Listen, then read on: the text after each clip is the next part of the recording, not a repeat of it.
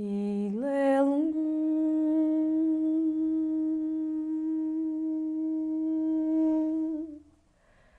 Getumba Yedumba. Podcast Cambio de Lente con Julián Bastidas Treviño y Laura Treviño Garza. Bienvenidas y bienvenidos.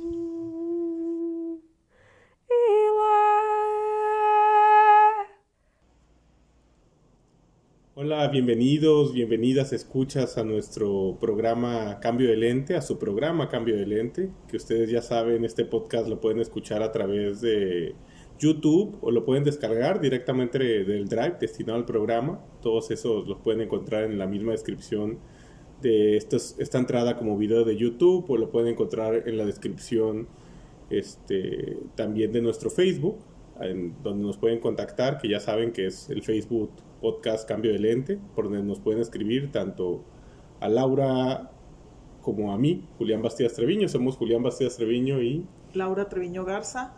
Y les damos la muy calurosa bienvenida al día de hoy, que vamos a hablar sobre sexualidad. Así es, un tema siempre complicado, siempre difícil, porque realmente no lo conoce uno, y menos en nuestra cultura, la cultura mexicana. Creo que es un tema que siempre queda de ver, que no manejamos, que le sacamos la vuelta, que nos reímos o nos preocupamos, pero no lo abordamos como debemos. Y más que nada también porque el machismo, ya que hablamos de patriarcado en otro de los programas, el machismo y el patriarcado están muy presentes en la sexualidad, y se va a volver inevitable hablar de una cosa o la otra en cuanto tratemos de desarrollar este tema, ¿no? Y creo que tiene que ver también con la libertad. Yo siempre he entendido que para no tener un pueblo libre, pues no le des sexualidad, porque la sexualidad te va a hacer muy libre. Y somos países que han estado siempre sojuzgados desde cuando, los prehispánicos nos tenían un poco sojuzgados a todos. Aunque en términos sexuales no, tengo que aclarar. ¿Ves? La sexualidad en los pueblos prehispánicos era muy pero la diferente. colonia vino y arrasó con nuestra poca sexualidad apenas desarrollándose, a lo mejor. ¿No? Y yo te daría por completo la razón. Pensaría que incluso en términos freudianos se suele asociar al erotismo con la sexualidad, porque precisamente la sexualidad es la principal cara del erotismo, y el erotismo es la fuerza revolucionadora, es la fuerza que se revela al principio de la realidad, es la fuerza que no sigue principios morales, que no sigue principios racionales, y que por ende es muy peligrosa para cualquier régimen de control. Imagínate ahorita que estamos discutiendo en México el famoso PIN parental, que el papá pueda tener el derecho a no autorizar la educación sexual, que se autoriza desde la Secretaría de Educación Pública, una educación sexual que creo que debe ser básica, que sí tiene que desarrollarse y manejarse en las escuelas primarias, secundarias y demás, ¿no? Ni se diga. Pero aquí, haciendo un poquito de abogado del diablo, te preguntaría, ¿tú qué le dirías o cómo argumentarías frente a alguien que dice, ¿y cuál es mi derecho individual como padre a educar a mi hijo en términos sexuales como yo quiera, en ese sentido religiosamente inclusive? Es que tú tienes tu complemento en casa. La principal educación está en casa. La escuela te va a aportar un poquito, y tú se vale que reflexiones en casa sobre lo que están adquiriendo los niños, niñas, y precisamente que des chance a que la educación o el sistema educativo te plantee su idea de las cosas, ¿no? Pero bueno, ya nos estamos desviando mucho porque... Pero es que sí me gustaría agregar también a eso que estabas diciendo, que precisamente yo creo que el sistema de educación público tiene que ser laico y gratuito. Mientras más siga eso es mejor, y parte de lo ser laico implica darle todos los fundamentos a un ser humano en desarrollo para cuidar de su salud corporal, de su salud sexual, de su salud emocional, y en todos esos sentidos la educación en la sexualidad, tanto en sentidos de género como de orientación, como de prácticas y como de cuidados, es trascendental. De acuerdo, y creo que estas dos películas que escogimos para hablar del tema de sexualidad nos van a ayudar a ahondar un poquito más, a seguir hablando del tema más profundamente. Yo escogí Doña Flor y sus dos maridos, una película brasileña de 1976, ¿Tú qué escogiste, Julián? Yo escogí Los Conspiradores del Placer de Jannes Van Mager, que si no me falla es de 1996. Sí, No sé si tienes las fichas técnicas por ahí, Laura. así es. La República Checa es esta película que tú escogiste, pero está acompañada o coproducida por Suiza e Inglaterra. También está, la dirección y guión son, como dijiste tú, de Jannes Van... ¿Cómo se pronuncia? Svangmacher. Svangmacher. Pronunciarlo O sea, exactamente. él no sé. hace el guión y está formidable. Él hace unas películas de lo más creativas. Yo no lo conocía, reconozco, fue mi primera experiencia con él. Y yo reconozco que esa fue parte de las razones por las que escogías Svangmacher para presentártelo. Bueno, la música es de Jaroslav Jankovic, la fotografía, que es fotografía de animación, Miloslav Spela, y el reparto, que está muy bien, y no los conocemos, por lo menos yo no los conocía estos actores: Peter Meisel, Gabriela Wilhelmova, Barbora Snanova, Ana Wetinska, Jiri Labus y Pavel Nori. No, y creo que cabría resaltar aquí que parte de las reglas que nos pusimos en este cambio de lente tenía que ver una de ellas con no repetir directores o directoras. Y en ese sentido nos pusimos, cuando estábamos armando las películas, tanto Laura como yo, a pensar en cuáles eran esos directores o directoras que nos eran más trascendentales para tratar de meterlos en la lista. Y fue una combinación muy padre, porque era tema, no repetir director, no repetir país, o tratar de no. Y los años se dieron solos, ¿no? La variedad de décadas o de años. En tu caso es 1996. En mi caso, el de Doña Flor y sus dos maridos es de 1976. La dirige Bruno Barreto. Y el guión es de él, de Eduardo Coutinho, de Leopoldo Serrán y de Jorge Amado, basados en la novela de este último. Yo soy fan de la literatura de Jorge Amado. Es excelente este escritor brasileño. Y entonces me encantó lo que hicieron junto con él para llevar a la pantalla esta novela. La música les va a llamar la atención porque es de Chico Buarque y de Francis Sime. Es uno de sus... es un símbolo muy importante en la película, la música. Y la protagonista indudable, Sonia Braga, eran sus primeras películas. Ella es Doña Flor. Está José Wilker, del Marido 1. Está Mauro Mendoza, de Marido 2, no porque los tuviera al mismo tiempo. Betty Faria y Mercedes Ruel.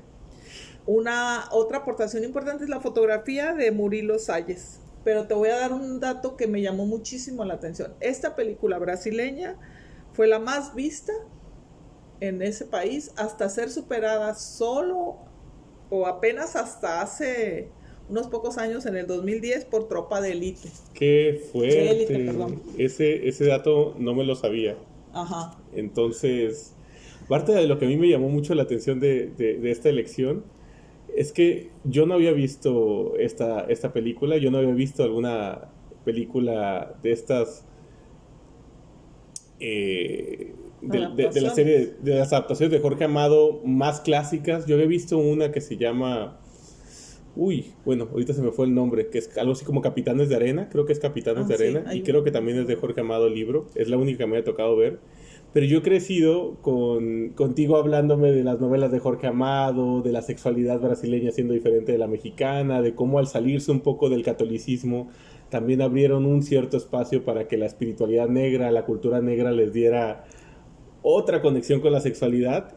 Y esta película resultó un ejemplo maravilloso de aquello que se me había abierto a la imaginación y lo que se me había abierto a las especulaciones cuando pensaba en lo que me contabas de las novelas de Jorge Amado y de las películas. Y a mí me llama mucho la atención que 34 años después, o no más, ¿verdad? Sí, 7 y 3, 10, 11, no, como 44, ¿no? Años después la estamos viendo y sigue fresca, sigue muy bien, y sigue presentándome eso. Imagínate haberla visto en aquellos años. Sí rompió con muchos tabúes, y sobre todo si la ibas a ver en el cine mexicano, porque está muy explícito. Los desnudos no se detienen ante la diversión del sexo. El sexo puede ser una cosa que se disfrute, y eso me gustó mucho de la película y me gusta mucho de Jorge Amado siempre. Esa parte que yo siento que es muy brasileña de vamos a pasárnosla bien, no quiere decir que no haya sufrimiento en la vida, pero tratar de que si hay sufrimiento, pues también combinarle con un poco de alegría, ¿no? Entonces, Sonia Braga está excelente porque es una mulata. ¿Es mulata, Julián? ¿O qué sería? Uy, ahí sí no me sé los nombres específicos, pero es que la sangre brasileña, al igual que la mexicana, está muy mezclada, solo que ellos tienen también la mezcla negra y sus mezclas fueron mucho más recientes, o sea, las colonias italianas, alemanas, portuguesas que llegaron a Brasil son de final del siglo XIX y del siglo XX, por eso los brasileños tienen una mezcla a flor de piel muy visible de sangre europea con sangre negra, con sangre indígena y se nota en sus facciones y Sonia Braga tiene esta mezcla tan interesante de facciones de muy diferentes orígenes. Y es una película que nos plantea muchas cosas. Es una mujer que disfruta el sexo, que tiene un marido que la hace disfrutarlo y conocerlo, es su primer marido, pero es un baquetón de supermarca, o sea, la hace sufrir en términos de que no aporta dinero, se emborracha, tiene otras, se va mucho al casino. Se gasta el dinero de ella en el casino. Incluso y de mucha otra gente va ahí y se cotorrea hasta al padrecito de la iglesia, en fin. Pero por otro lado, en Viuda, no estoy haciendo spoiler, en Viuda, y va a venir, aparece en escena el marido después de su viudez, el segundo marido, y es un contraste impresionante porque es un marido bien portado, muy propio, que tiene un buen trabajo, pero ¿qué pasa con la sexualidad de Doña Flor? Y ahí sí, ya no les voy a dar el spoiler, sino que lo que sí plantea la película es qué sucede con nuestra sexualidad detrás de la puerta de una pareja, ¿no? No, y cómo eso no es nada evidente ante los ojos del mundo que nos está viendo. O sea, realmente la sexualidad sí es algo íntimo, porque a veces ni siquiera nuestras amistades, ni siquiera la gente que nos es cercana, y sobre todo en generaciones donde era un tabú más grande la sexualidad, era muy difícil que se enteraran de cualquier problema que se estaba pudiendo vivir ahí. Y todavía, por eso a mí me gusta el tema, es un tema que no hemos logrado trazar correctamente ni abordar correctamente, como te comento, los mexicanos, yo no sé de otras culturas, pero nosotros no logramos. La iglesia creo que nuestra iglesia católica no ha ayudado para nada, al contrario, creo que ha estorbado y me disculpan la gente que está en eso, pero creo que sí le ha faltado la apertura correcta. No sé si la va a poder tener un día, pero me gustaría entonces contrastarla con tus conspiradores del placer, porque ahí va a venir algo interesante, ¿no? Con Checoslovaquia. Sí, y es que Los Conspiradores del Placer es una película singularísima como toda la obra de Janez Van Mager. Él nos muestra como una visión de mundo muy diferente a la que estamos acostumbrados y los brasileños nos muestran una cultura abierta, risueña, donde hay compañerismo, donde hay unos encuentros, donde se está viendo... Hay chisme, me acuerdo las amigas de Doña Flor, bueno, eso... Hay danza, hay baile... Pero es un pequeño pueblo, ¿verdad, Julián? No me acuerdo si es norte o sur de Brasil, o... Es el nordeste de Brasil. Okay. Es el nordeste de Brasil. Es la parte... Una de las partes icónicas de Brasil, que es Bahía. Y es una parte negra, es una parte pobre, es una parte que ha luchado como históricamente con grandes rezagos, pero que al mismo tiempo es una parte donde hay de las riquezas culturales más brillantes del país, porque tienen grandes escritores, grandes músicos, grandes cineastas, grandes, todo surgiendo de la zona nordeste de Brasil. Entonces hay como una cierta resistencia a través de la fiesta, a través de todo, para rescatar como la vida en esa zona.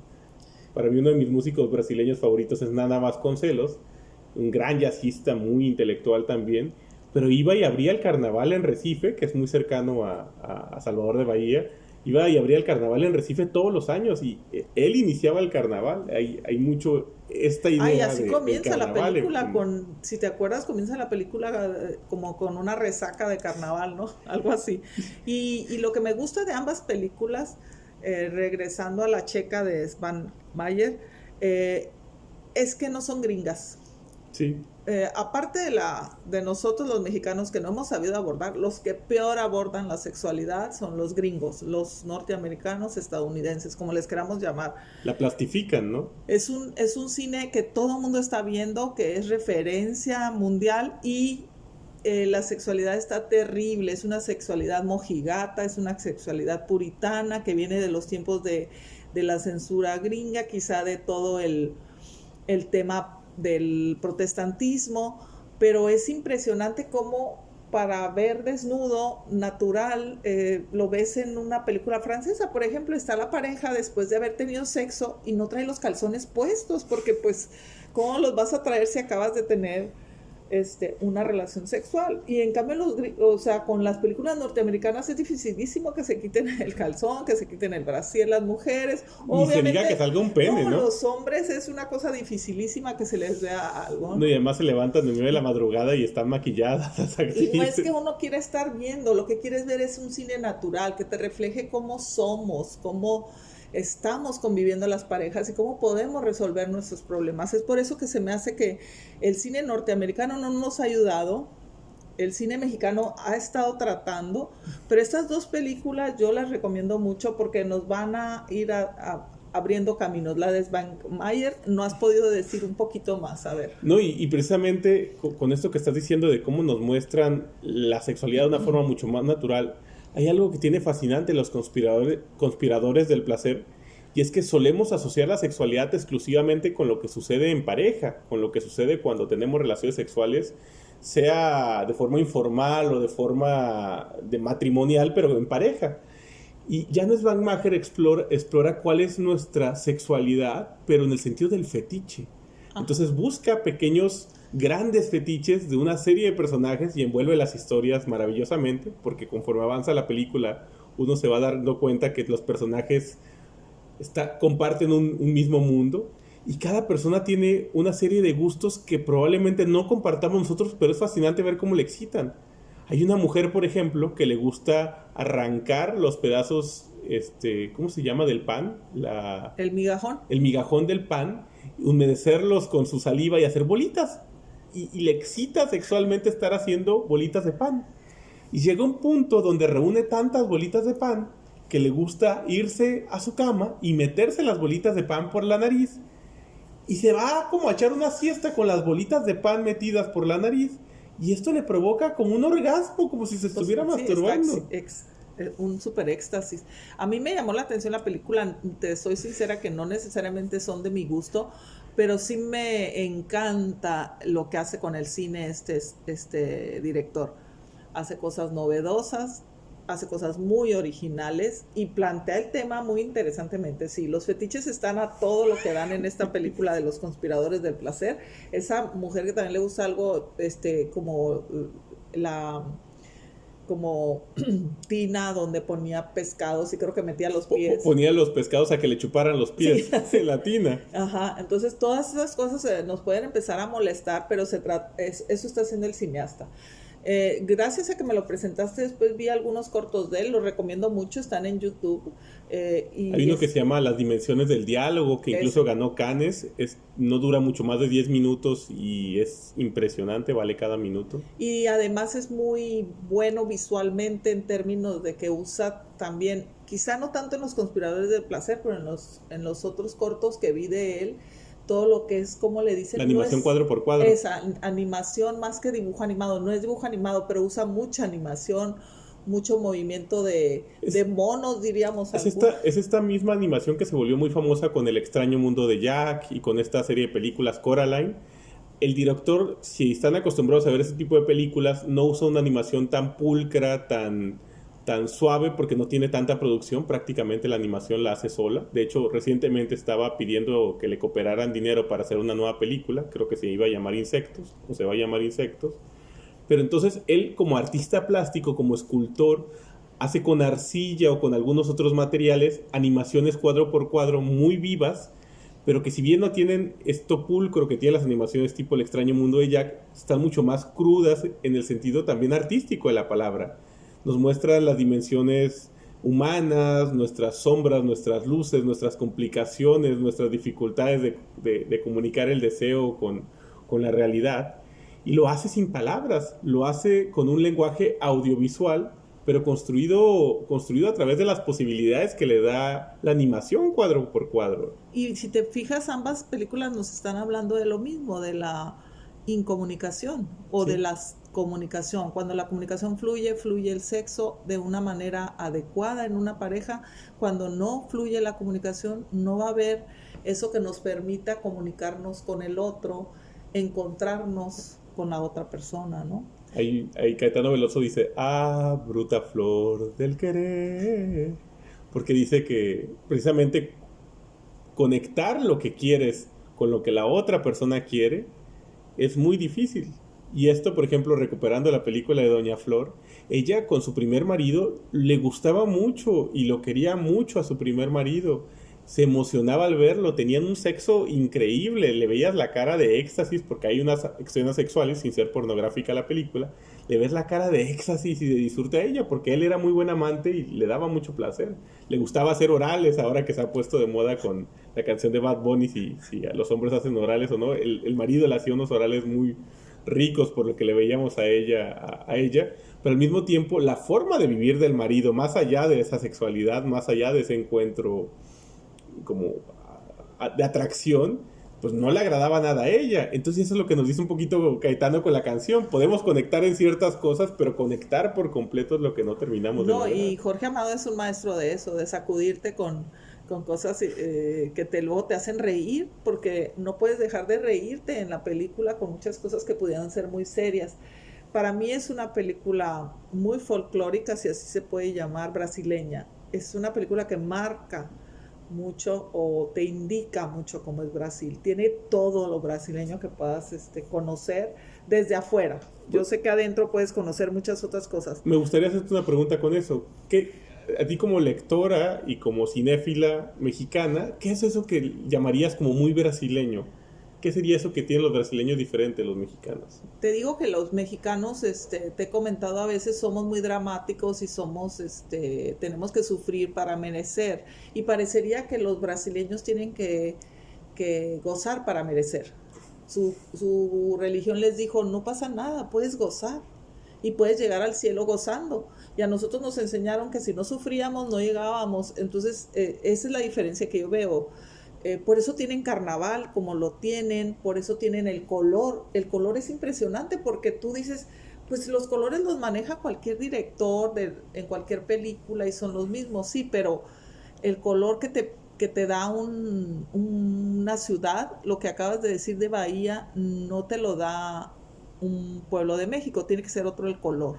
Y eso no es que no sean coloridos, pero son colores diferentes, ¿no? Como tú estás diciendo. Así es. Y luego la música es una música muy brasileña, no es una música que pudiera yo meter a otro lado. Chico Buarque más bailable, ¿no?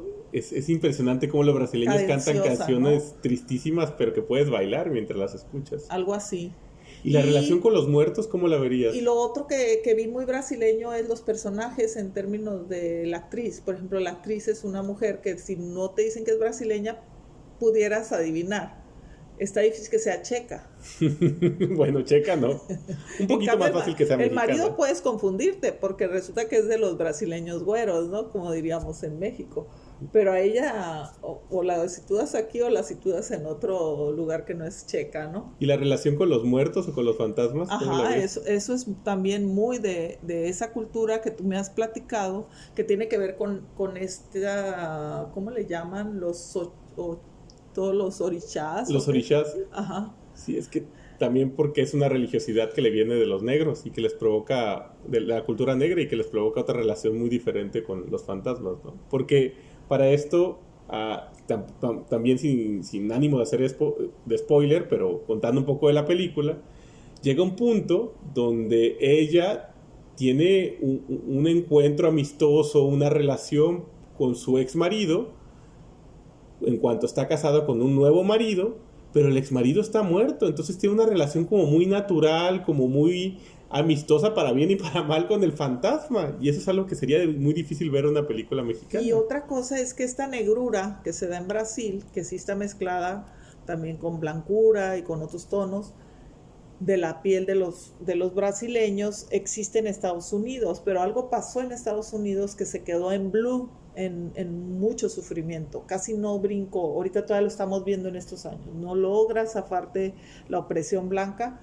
Allá no sé qué les pasó a los brasileños porque siguen, yo sé que ha habido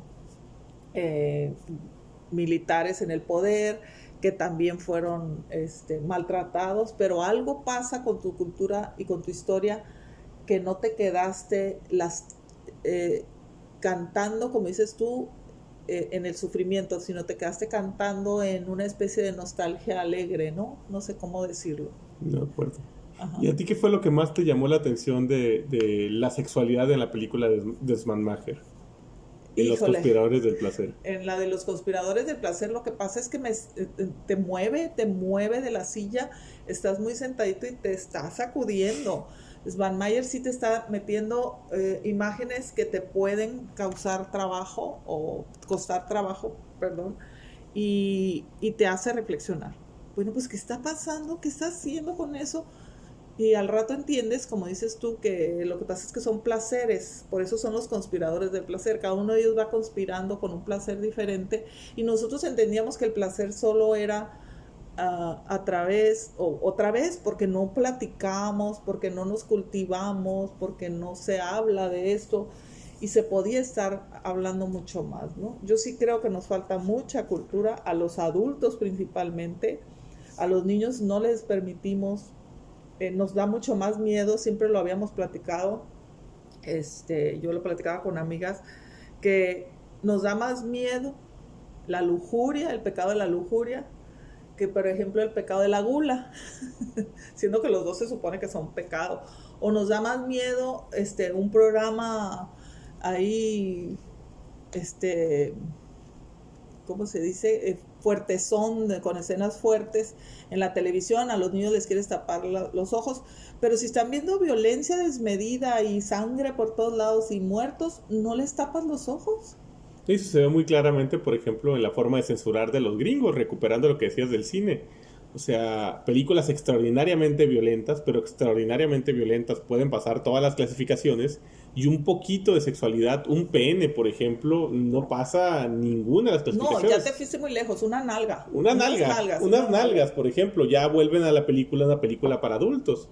Y ahí ves muy claramente cómo hay una mentalidad de que, y que la absorbemos el mundo entero, ir para la guerra, ser violento, es mucho menos atrevido que ser sexual, o que sexualizar, o que mostrar tu sexualidad, o que mostrar tu cuerpo. O sea, revelar tu cuerpo en la calle es un acto que puede ser mucho más traumático para las personas que lo ven a que un hombre esté golpeando a su pareja, por ejemplo. Eso es algo mucho más naturalizado. A eso voy, y por eso me gusta mucho yo recomendar cine que no sea norteamericano, porque te va enseñando otros caminos para la reflexión.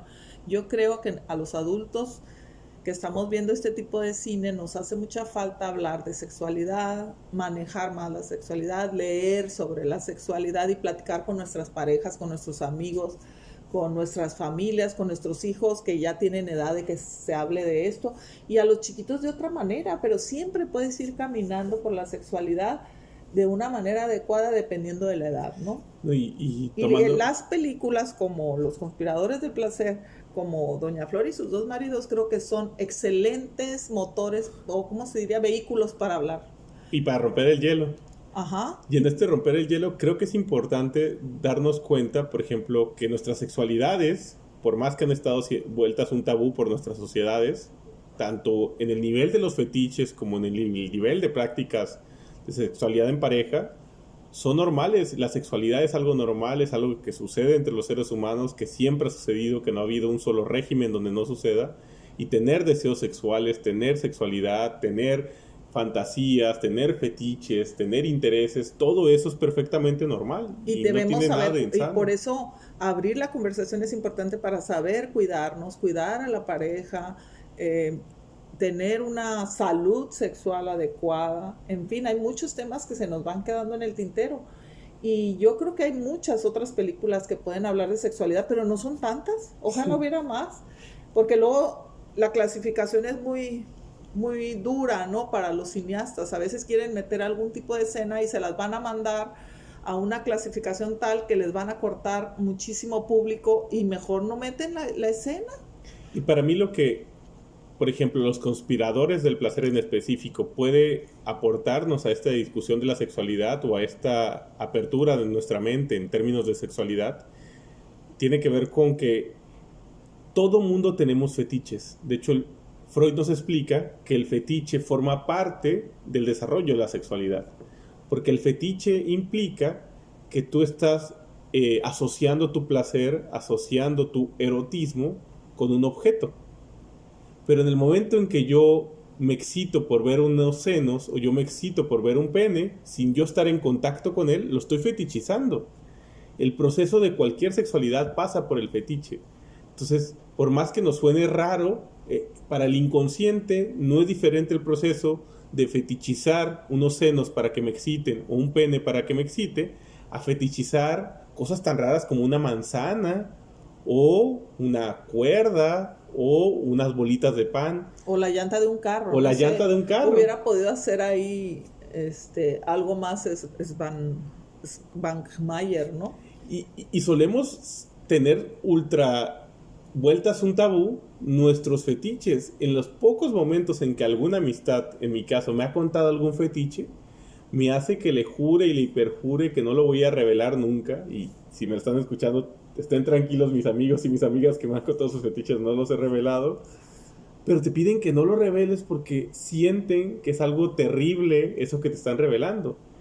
Y eso tiene que ver con que precisamente creemos que somos las únicas personas en el universo a las que algo tan pervertido como, no sé, que nos guste comer naranja mientras tenemos relaciones sexuales, se nos ha ocurrido como una fantasía.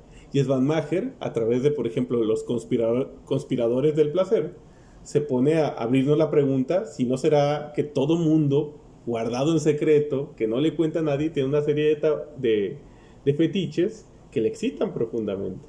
Así es, y otra cosa que yo quisiera subrayar aquí de ese cine checo es que en la Europa central, llámese la Europa del Este o aunque no fuera la Europa del Este, se hace muy buen cine y todas las cinematografías están batallando con la cuestión económica, pero tienen muy buena hechura de cine. La famosa escuela polaca de cine tiene fama precisamente mundial. Pero como esa, por ejemplo, el cine húngaro, este cine está muy bien hecho y tiene una aportación muy particular este director. No cualquiera hace lo que él hace, yo creo que nomás él, y encontró un camino artístico muy personal, ¿no? Y muy interesante para el cine. Y esto es algo que también tiene esta película que es Los Conspiradores del Placer. Y es que para mí Jan Svan Maher es de los grandes maestros de la animación, pero esta película no es animada, sino es actuada.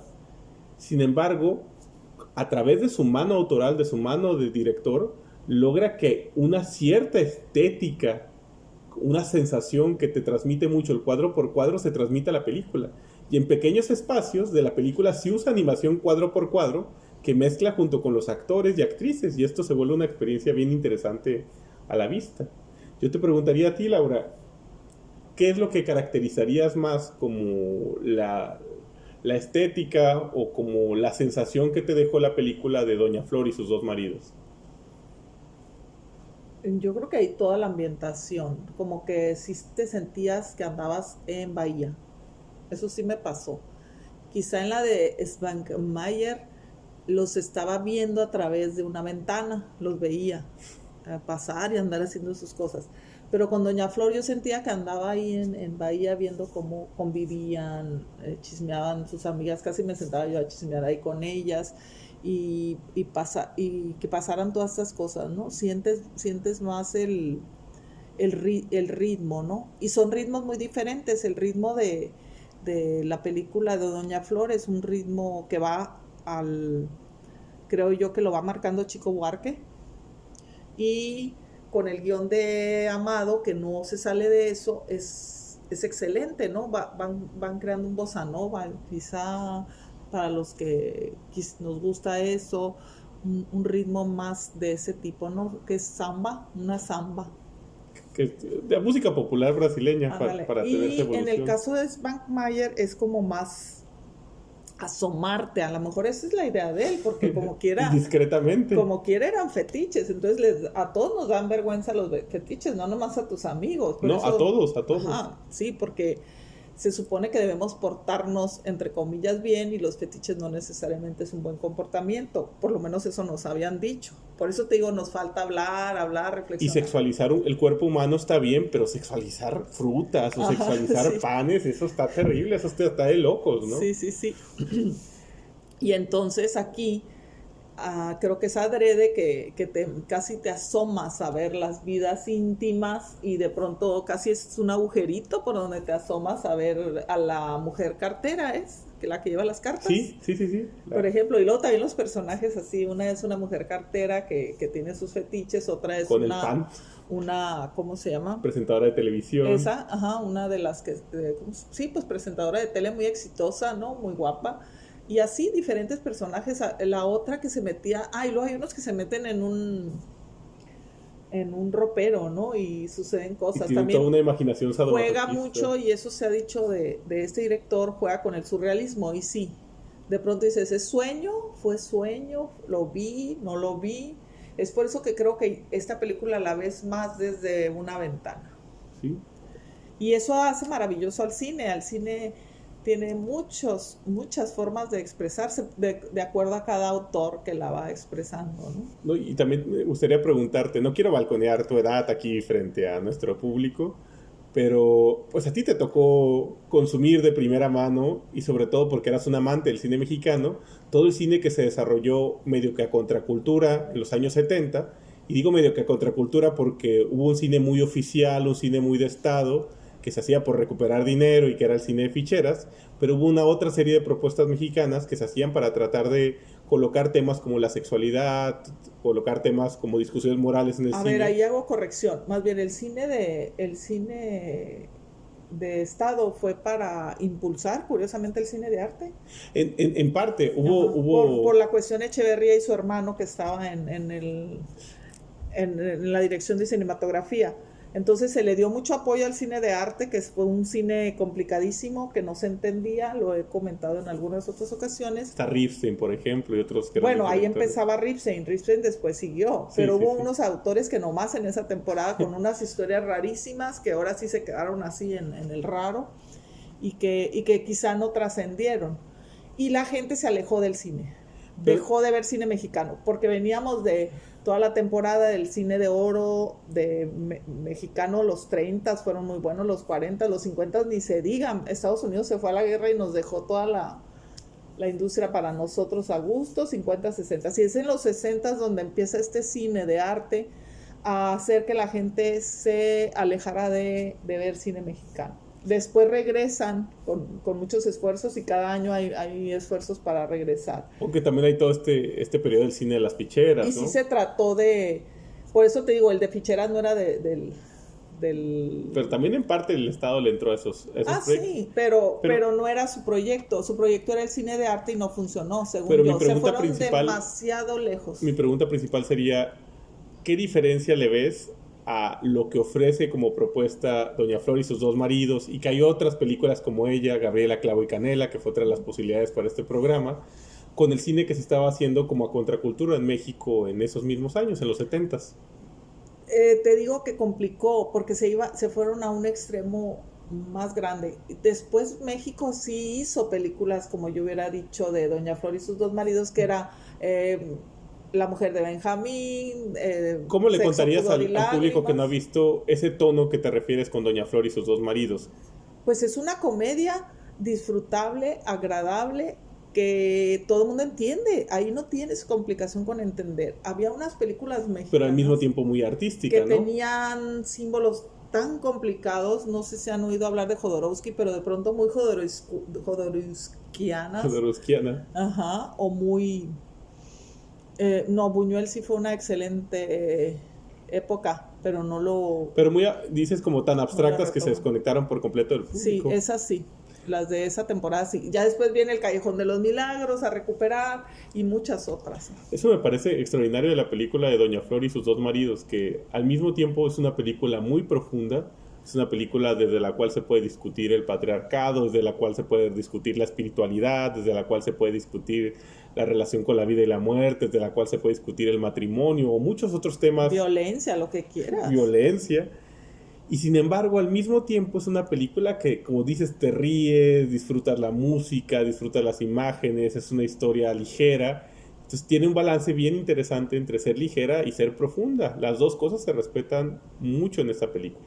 En cambio, la Janez Van Mager, pues sí es una película que si están esperando como pasarse un tiempo ligerito, un tiempo muy agradable, no va a ser esta película que les vamos a recomendar. Esta película está divertida, sí se van a reír, pero se van a reír sintiéndose incómodos frente a la estética indiscreta de las imágenes, a estos... Por eso yo recomendaría fetiches. que la fueran a ver como voyeurs, o sea, como mirones. Voy a ir a ver la vida íntima y que no me van a mostrar estas personas de sus fetiches, y así la puedes disfrutar un poquito más, ¿no? Te puedes sacar menos de onda que sentirte que tú estás por ahí participando, ¿no? Yo te quisiera preguntar, Laura, ¿qué aportó el cine o qué ha aportado el cine al desarrollo de tu sexualidad? Uy, yo creo que muchas cosas, porque sí te abre caminos, te hace cuestionamientos a veces en una película que tú dices, ah, carajo, no me había dado cuenta de eso. Te voy a poner un ejemplo. Hay una película gringa, curiosamente, que se llama Coming Home, donde él regresa de la guerra, es un veterano de guerra, ella es una mujer que su marido también se fue a la guerra y no ha regresado, entonces se va a trabajar de voluntaria en un hospital, y ahí está este muchacho que se había ido a la guerra y regresa inválido, sus piernas ya no le funcionaban, entonces tenía que andar en silla de ruedas, pero resulta que aunque no le funcionaba toda la parte de abajo, sí le funcionaba la boca. Y nos enseña cosas de que podía darle placer a una mujer sin necesidad de usar sus piernas. Entonces eso es muy interesante. Por ejemplo, ahí, si alguien no se había dado cuenta de eso, dices, ah, carajo, qué interesante, qué bien. Y es solo un pequeñito ejemplo de lo muchísimo que yo he aprendido con los buenos cineastas, ¿no? Y conste que puse una película gringa que digo que son los que no nos han educado, pero hasta esos nos educan. Por ejemplo, hay otra de Woody Allen buenísima, que es todo lo que querías preguntar sobre el sexo y no lo has hecho. También ahí salen 1000 cosas interesantísimas. Y yo te hago esta pregunta porque precisamente le quería compartir a todos nuestros escuchas y nuestras escuchas que Los Conspiradores del Placer de Janez Van Mager fue la película que más ha hecho esto para mí. Esta reflexión de la que estás diciendo. Yo la vi como a los 18 años, en una temporada donde vi muchísimas películas. Veía una película diaria porque quería estudiar cine. Había decidido que quería estudiar cine en esa época. Y cuando me topé con la película Janez Van Mager, fue una experiencia rara. No puedo decir que la disfruté. Tampoco lo contrario, me sentí como muy sacado de onda. Pero sí se me generó un quiebre en mi cabeza porque me di cuenta que la sexualidad iba mucho más allá de lo que la pornografía, mucho más allá de lo que las pláticas de las personas te decían que era la sexualidad. Y me di cuenta que había muchos detalles de mí mismo que eran eróticos, que eran sexuales, que eran fantasiosos, y que me negaba, que no quería verlos, porque precisamente yo quería tener una sexualidad normal, quería ser una persona normal. Y cuando me di cuenta que lo normal o lo que no se dice también involucra otra serie de cosas, empecé a cambiar, y esa película no la volví a ver hasta grabar este programa. Sin embargo, dentro de mí siguió dialogando conmigo permanentemente. Y otra cosa que he visto yo mucho en el cine, eso sí lo he visto en muchas películas, es, no sé si te ha tocado, cuando una mujer, por ejemplo, siente placer y cuando no siente placer, cuando están teniendo una relación. Sí, por supuesto. Y eso te lo han mostrado muchos cineastas de muchas partes del mundo, y estoy hablando de la mujer porque se nota más, ¿no? Que puede fingir que a ella no le pasó, sí le pasó, y te lo muestran. Entonces dice uno, oh, entonces hay caminos donde sí hay placer. Sí. Sí puedo llegar a tener eso que vi en la pantalla, ¿no?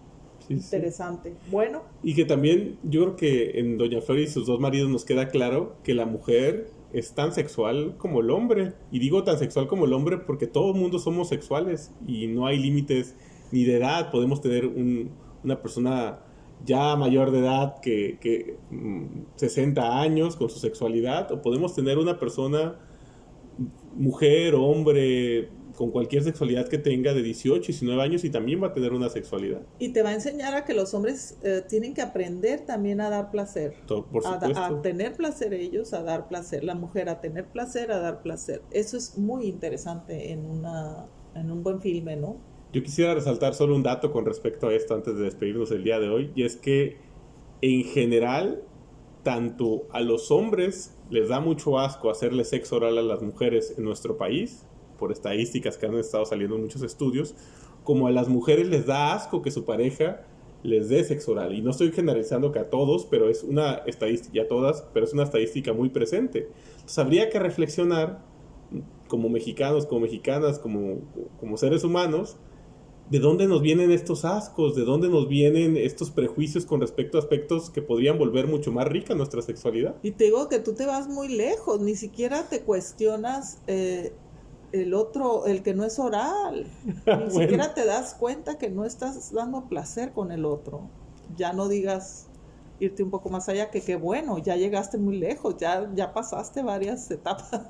Pues vamos a invitar entonces a nuestros escuchas, a nuestras escuchas, a hacer el mundo, a hacer un acto revolucionario en el mundo y a buscar cómo aumentar su placer, sea de la forma que lo busquen, pero cómo hacer su vida más placentera y cómo aprender a darle mejor placer al otro, que sobre todo para dar placer al otro y a la otra, yo creo que lo número uno sería el diálogo, ¿no? Abrirnos a dialogar sobre aquello que nos podría dar pena o aquello que podría parecer de vergüenza. Algo así, ¿no? El darnos placer, y eso nos hará más libres a todos.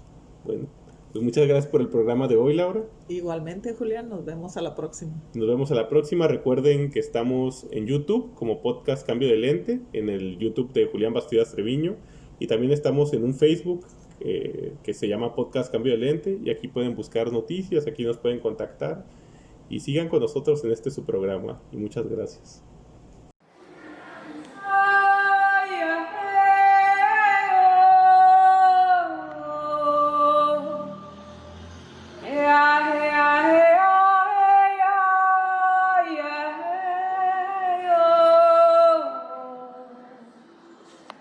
Yeah.